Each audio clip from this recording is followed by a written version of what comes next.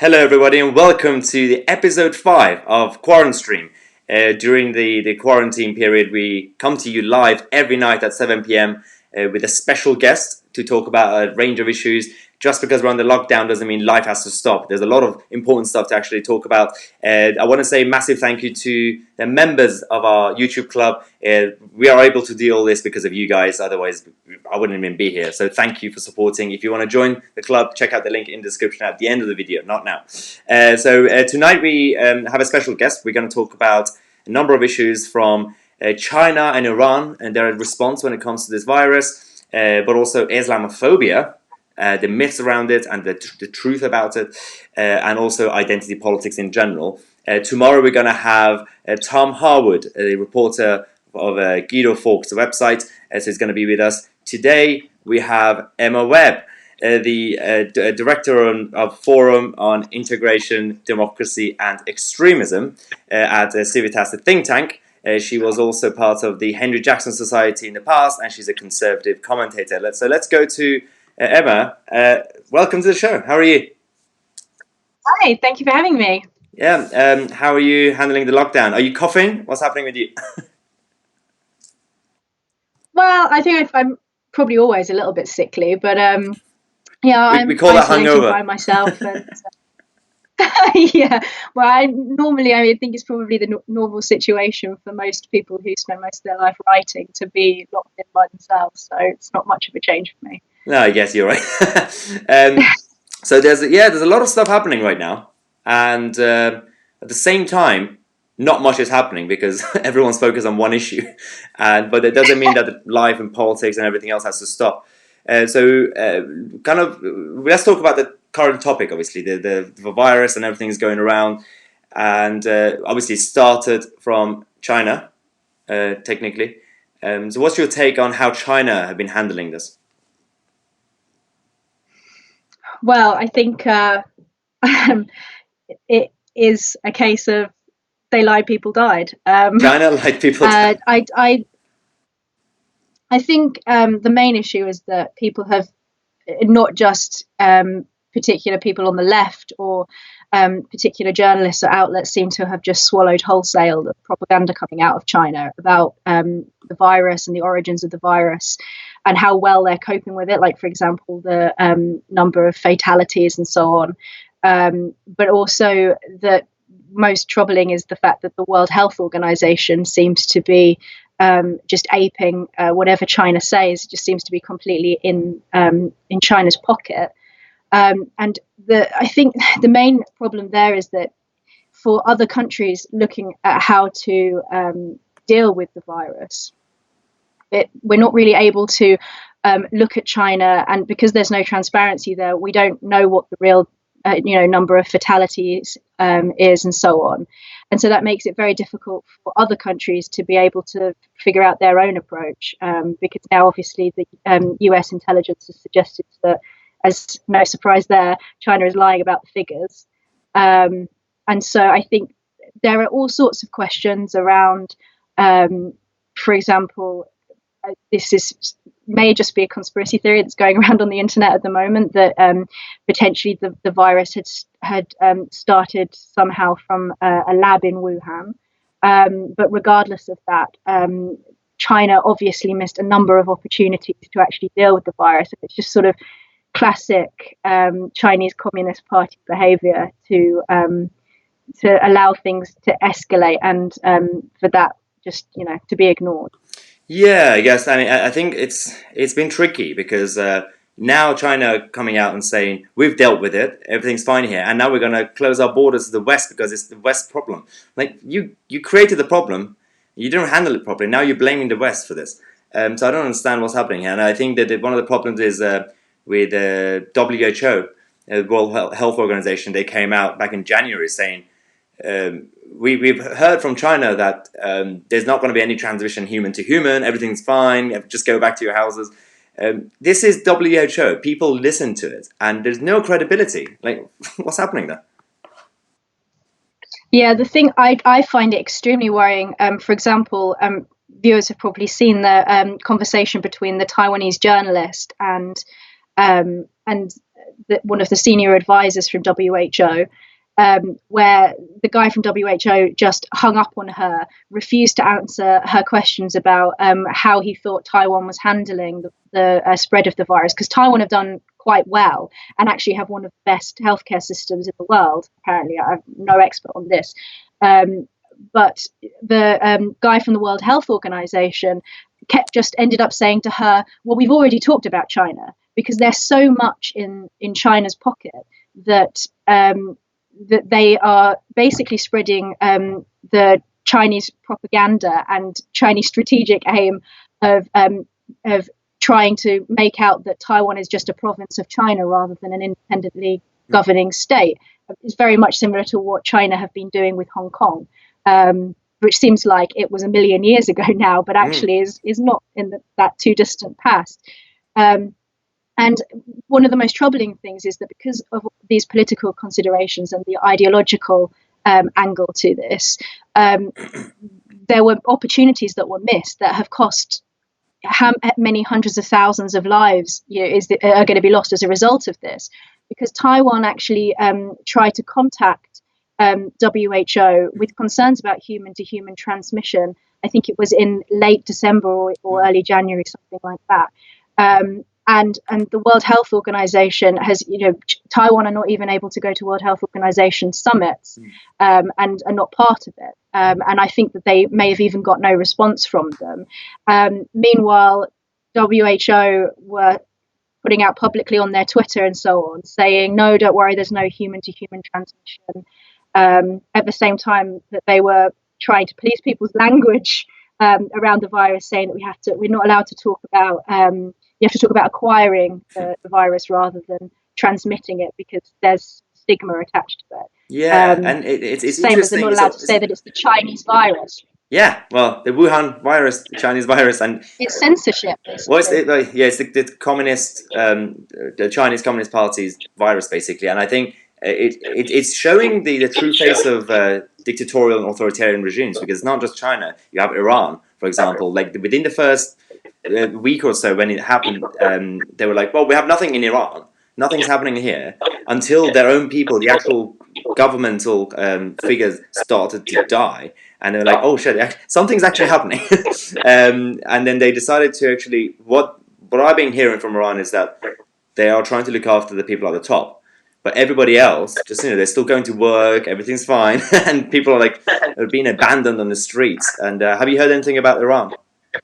Yeah, I think I don't know how true this is, but I heard that some activists were actually saying that one of the reasons why Iran didn't try to go into some kind of lockdown sooner or take any action about the spread of the virus was because they wanted people to be able to go out and celebrate the Iranian Revolution, that I think was in February, and that may have been one of the reasons why they didn't do anything.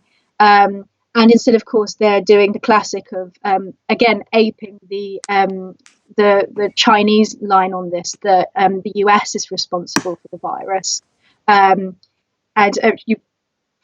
I'm sure viewers have probably seen today that the stuff surrounding Iran trying to kind of give the US a slap on the wrist and say that the US should have taken this golden historical opportunity to lift sanctions on Iran and show their friendship towards the Iranian people, even though it may have even been a week ago. Who knows? There's no sense of time anymore. But at some point in March, the leaders in Iran were saying that this was basically US bio warfare against the people of Iran, and kicked out Doctors Without Borders, refused US aid. And they're saying that the US should have taken this opportunity to lift sanctions, even though that would have absolutely no effect on whether or not medicine and aid and medical equipment can enter the country, because they're exempt from the sanctions.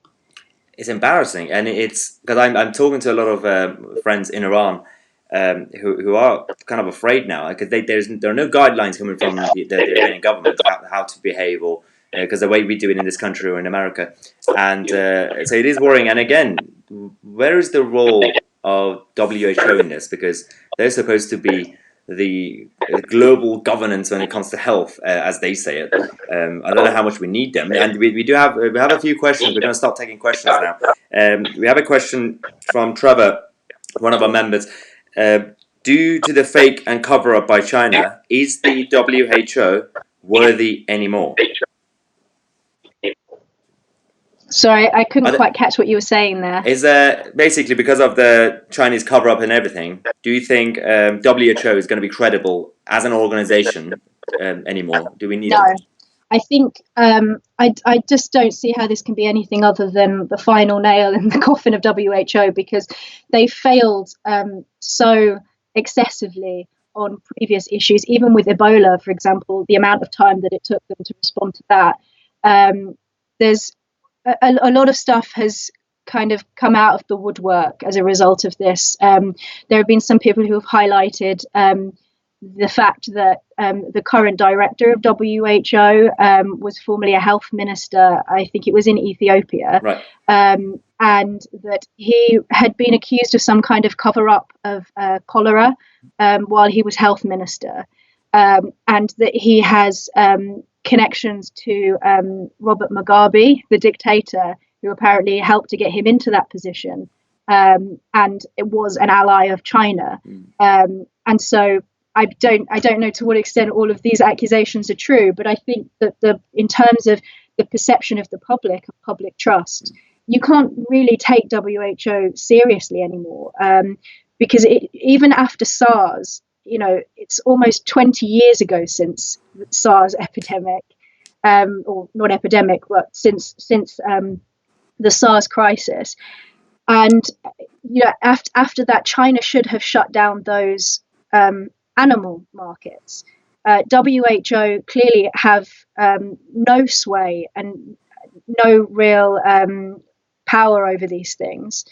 And they've said very little about Iran and just seem to accept at face value whatever countries are telling them about numbers of fatalities and so on. So actually, WHO is proving that it can't really, is not really fit for purpose, because it's supposed to protect world health. It's in the name.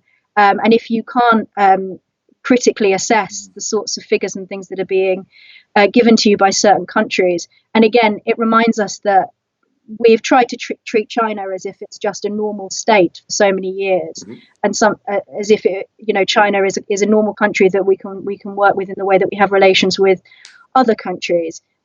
This is just a further reminder that China is not like other countries, and that we should be taking their figures with a pinch of salt, and it shouldn't be WHO that are peddling their propaganda for them. Yeah, I guess you're right, and I think the people at the top of WHO and the Chinese government and all these guys. This is why we do have a question from Mr. Hutchington. It says, because of this situation, would the relationship between China and the rest of the world, do you think it will change? Yeah, I kind of alluded to it already. I'm certainly. Well, we hope that they should, but I don't know if they will. That's the problem. I think it's going to certainly make people who may have been a little more friendly towards Chinese technology, for example, the whole Huawei. Yeah. Do you think that's still going to go ahead after this? Huawei. It's difficult. It's difficult to know. I think that there will be a lot less public support for it, and I think that it's the inevitable consequence for geopolitics is that countries are going to have to change the way that they approach relations with China. But it's, we need to ignore certain Labour MPs who are saying that, we're just deflecting from our own failures by talking about who should be held accountable for this afterwards. If it turns out that this is, as some people have said, our generation's Chernobyl, and that China really does need to be held to account for what they've done to every continent, bar Antarctica, and the extent to which the WHO should be held accountable as well. I think that these are all questions that we'll only be able to really look at after the fact. But I find it difficult to see how this wouldn't have a profound impact, not just on geopolitics, but also on domestic politics, where we'll be entering into profoundly new political terrain after all of this is over. No, I think you're right. I think one of the problems is that we can't criticize China, we can't criticize Iran, we can't criticize a lot of those countries, the governments, because you're not allowed to. It's politically incorrect, and what's happening? Because I think everything goes back to identity politics and how collectivism, and especially people on the left, are protecting these groups. What's your view on this? Yeah, there's a weird sort of self-loathing dynamic that raises its head in almost every context, and maybe it's become something that's almost part of a sort of self-deprecating British culture. But Freddie Sayers from Unheard wrote a really interesting article comparing the Swedish approach to the virus to ours, and how the Swedish are actually quite proud of their exceptionalism. That they think that they're sort of doing the right thing because they're doing things differently, whereas we seem to have this kind of insecurity about the way that we're dealing with it, and assume that we must be inadequate if we're doing something slightly different to other countries, and we almost seem to lack confidence in that respect. And I think you really see that when it comes to the identity politics or the collectivism, as you said, surrounding our ability to criticize other countries, because we have had particular Labour MPs who have said that we're just deflecting by criticising China away from our own government's failures in handling the crisis. But it just seems so disingenuous to me. It is. I think it's. Why is it okay for people in the West to, for example, criticize America, even though it's not our country, and so that's okay.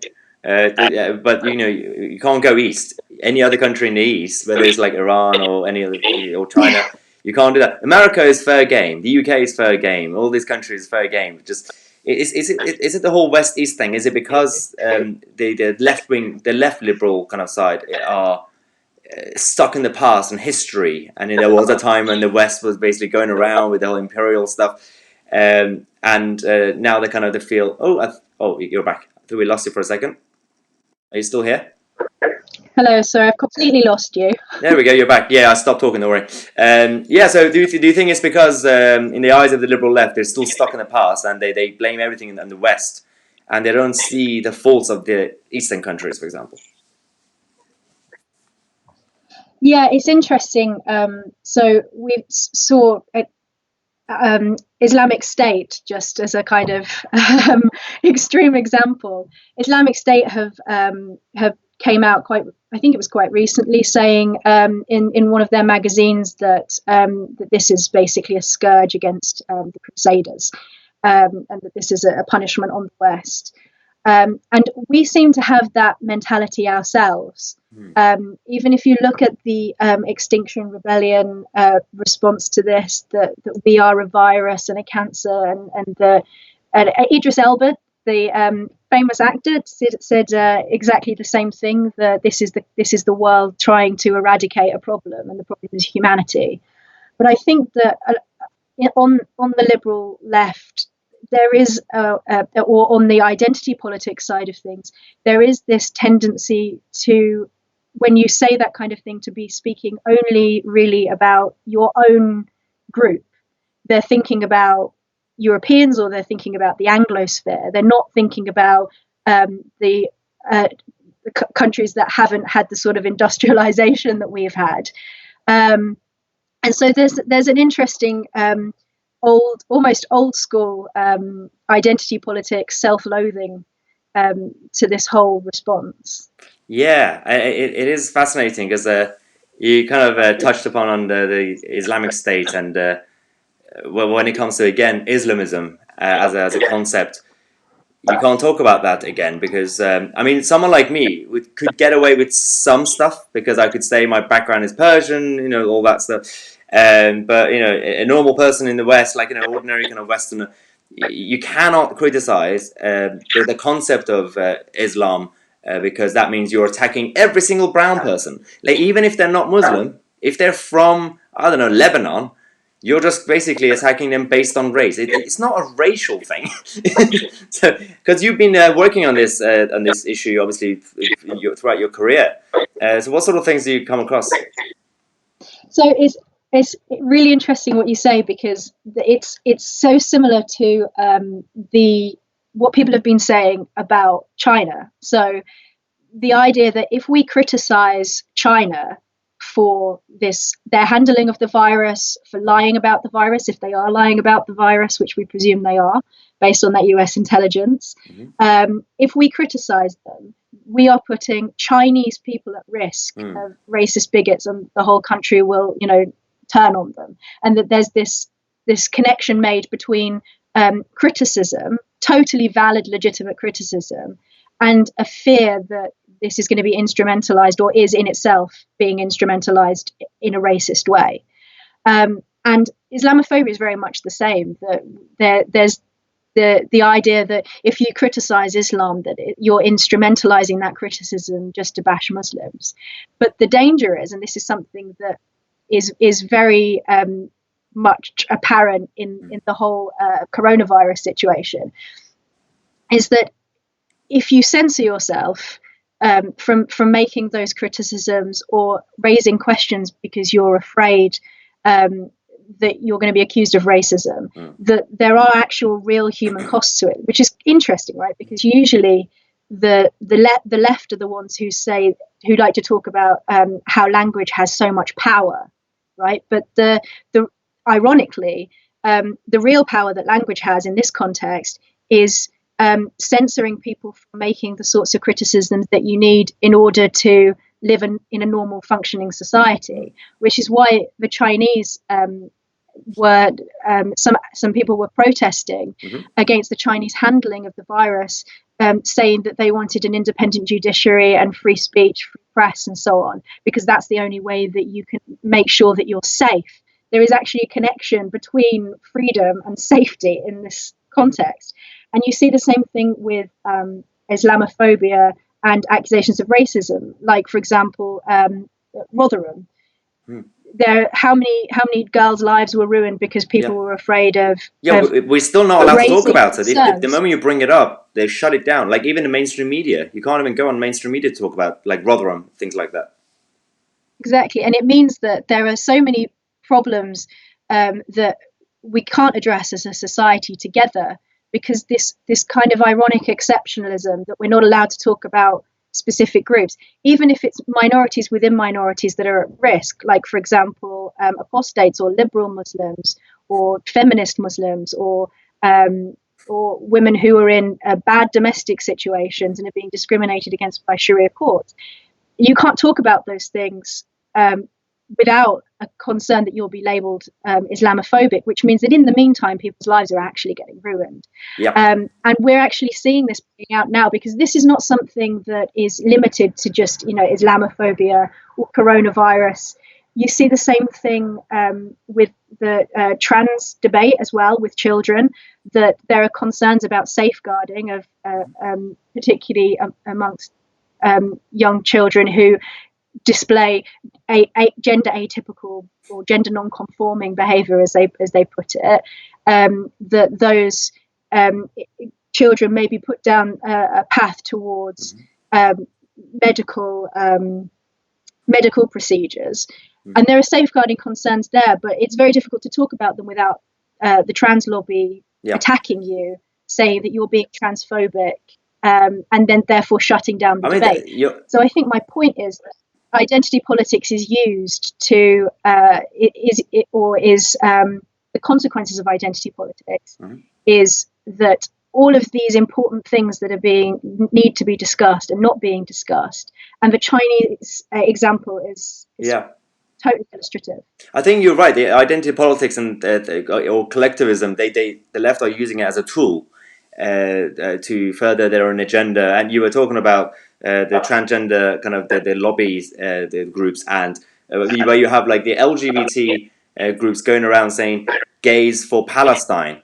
and because they treat it as it's just a racial group. Like, yeah, but if you really care, there are gay people in Palestine, in Iran, that are being imprisoned, they're being killed. They don't really care about that because they say, oh, it's their governments, but it's not Yeah. up to us to criticize the governments. We're just going to defend the people. But there's also, I mean, we always differentiate the people and governments, but also there's a cultural problem. And Islamism, in my view, again, I was born in Iran. I can say it. I see it as a political ideology. It's a political ideology, not a race. And obviously, it's then turned into parts of it turn into faith and all that stuff. But the actual Islamism side, it is a political ideology, and it's all for to gain power. Again, like with ISIS and everything else. Stop defending unintentionally something like that in the name of brown people. Mhm. Yeah, it's almost like intersectionality is kind of like a supermarket sweep where everyone's just trying to grab as many identities as possible to kind of cover their back so that they don't end up at the bottom of the pile. And in the meantime, you have people like I'm took the example of Muslim women who have particular problems with domestic violence or FGM, and the attitude historically of would-be feminists is that they will say, well, those are Muslim women, or they're not white women, that's their culture, and so we don't want to talk about their human rights or civil liberties or anything like that, because that's a cultural issue. And the cultural issue is almost like a cordon sanitaire around all of these other issues that we're just not able to talk about. Yeah, you're right. I mean, it's one of those topics that we could literally keep going for like hours and hours. But I think I do need to apologize to everybody. I think we're having some internet connection issues tonight, some buffering and sound quality. If I'll definitely try to look into it tomorrow. It's a new house we moved into. The Wi-Fi might not be great. I think China's behind it. I blame China for this. So, but I'll definitely check. Network. Yeah, even if I have to get one of these new kind of 4G broadband from like Vodafone, I'll do it so we could actually get better connection. But I want to say massive thank you again to Emma for joining us. Do you have anything, kind of last few words? I don't think so. Brilliant. Well, thanks again. And night, so. yeah, and as I mentioned, tomorrow we're going to have another special guest, hopefully with better internet connection. We're going to have Tom Harwood with us. The reporter from the Guido Fawkes website and conservative activist, commentator. So we'll be live from 7 o'clock. Obviously, we have our daily videos at 5:45 p.m. But also, before we finish, Emma, where can people find you on Twitter? What's your Twitter handle? My Twitter handle, it's so difficult to say out loud. I'll put it on the screen, don't worry. They can still see it. Is Emma_A_web.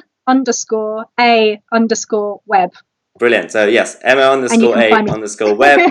That's her Twitter if you want to follow. And she's got a lot of interesting to say on Twitter. She rants more than me sometimes. But thanks again, everybody. Thanks to our members and supporters.